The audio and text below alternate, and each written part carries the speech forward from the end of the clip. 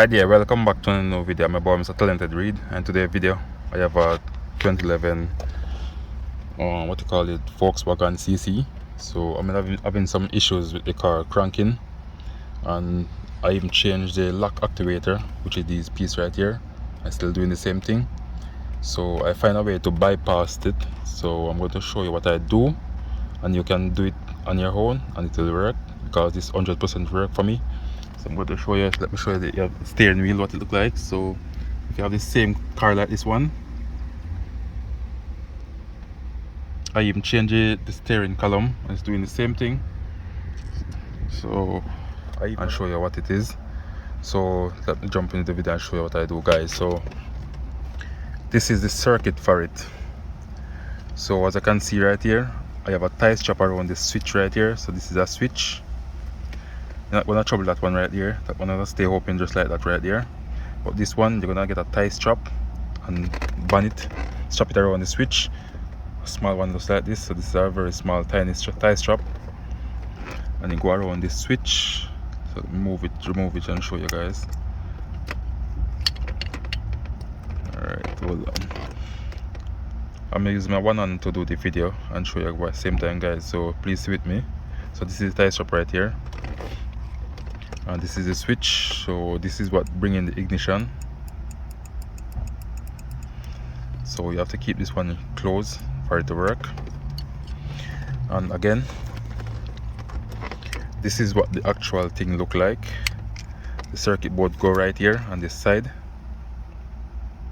This same green circuit board, the bolt right here with 3 screws. So what I have to do, I remove this piece here, this white piece, which is this right here.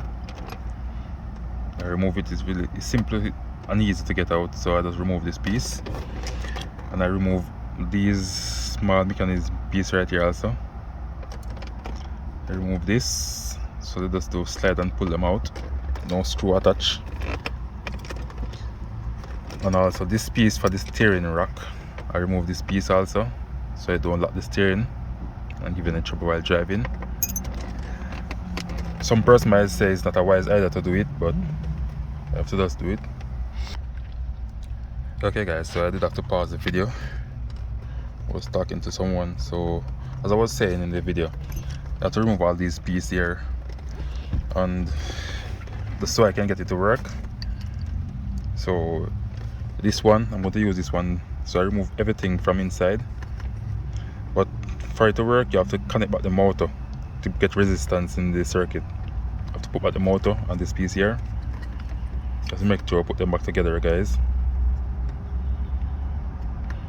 It is simple to do. You don't have to go through any hassle to get it done. And let me see if I can find the adjustable, what you call it, the Allen. Alright, I found the Allen key. It's a very small one, but I'm not sure the size. Let me see if I can find the size. Hold on, guys. Like it should mark on this.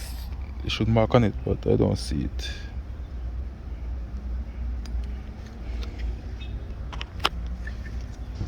It's a very small one. Okay, so I guess it's a T.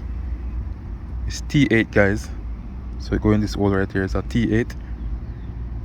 Let's use to remove the screws. T8. And some very small screws, guys. Small.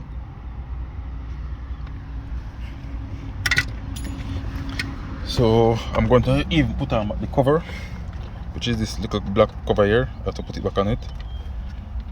And I'm going to show you what I also do to remove the screw that hold on this piece of the steering column. So let me stop the video and do another part of it to show you guys after I fit it up. Okay guys, back with the other part of the video. So as I was showing earlier, so I fit up this piece back. So this is the piece that I convert to use on it. So right here, these are some studs. You cannot put any socket on it or Allen key or anything to pull up these bolts. So what I have to do, I have to use a chisel and a hammer and tap these bolts to get them loose, and use a long nose pliers to turn them out, and then get an angle grinder with a very small disc, thin disc, and cut them as you can see there. I cut a slot in it so I can use a flat pan screwdriver to get them loose. And guys, make sure when you get these bolts loose, you don't let the steering wheel turn, because it will damage the band. It will affect the airbag, where the airbag light will stay on in the dash and the horn won't blow. So be careful when you're doing this, guys. So it's best to get something to tie the steering wheel so it don't turn, because when I remove this piece here, it's gonna shift. So please be careful, guys.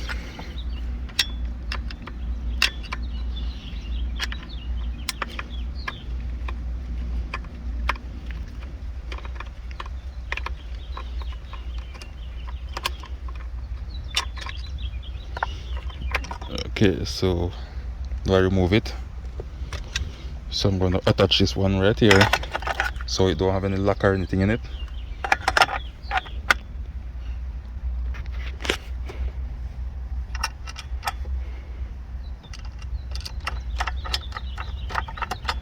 So this car has some issues cranking. I don't know what's going on with it, but it's go on and off. So just to get it to move from here, I have to just do this conversion, guys.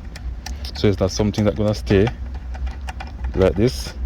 I'm gonna go and get diagnosed and see what's going on with it.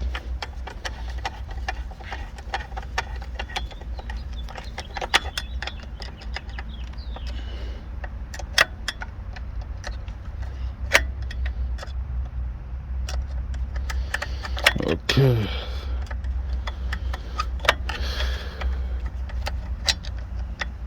Alright, so I'm going to have to lock them a bit tighter with my two hands. Go up and need that hole right there, guys. Use some 13 bolts to hold up this piece here with the rack, 4 of them. And also there's a 8mm nut that used to hold the grounds wire underneath here. So that's it for now, guys. So if you find this video useful, guys, please like, share, comment and subscribe to my YouTube channel, and hope this video help you. I know it will help someone out there, guys, so please subscribe. Thank you. Bye.